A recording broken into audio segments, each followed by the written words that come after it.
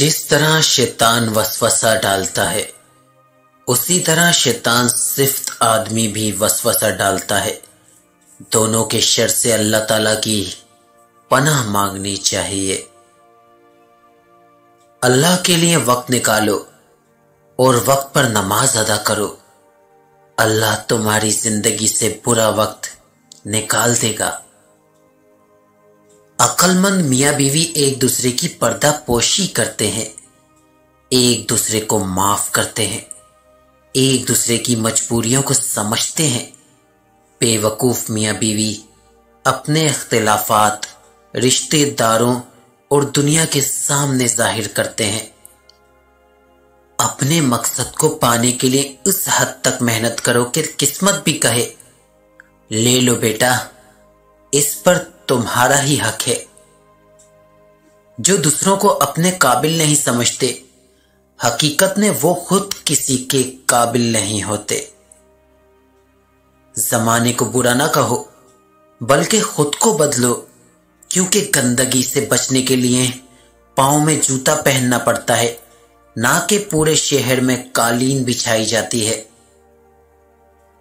तुम वो मांगते हो जो तुम्हें अच्छा नजर आता है, अल्लाह वो देता है जो तुम्हारे लिए अच्छा होता है। रोजी अगर अकल से हासिल की जाए तो दुनिया के सारे बेवकूफ भूखे मर जाएं। दुश्मन घर में आ जाए या दोस्त घर से चला जाए, दोनों हालतों में मुसीबत है। सांप सिर्फ तब डसते हैं जब वो खतरा महसूस करते हैं, जबकि इंसान वो मखलूक है जो किसी भी कैफियत में हो जहर उगलने से बाज नहीं आते।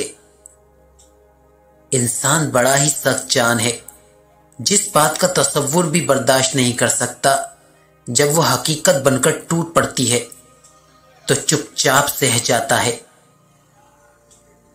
जिस्म की चोट तो वक्त के साथ ठीक हो जाती है, लेकिन लफ्जों के जख्म कभी नहीं भरते। तीन चीजें हमें हमेशा गम में मुब्तला रखती हैं: गफलत, हसद, वहम। अगर किसी जवान औरत की शादी बूढ़े मर्द के साथ हो जाए तो इससे तो अच्छा ये है कि औरत को पहलू में तीर लगे और वो हलाक हो जाए।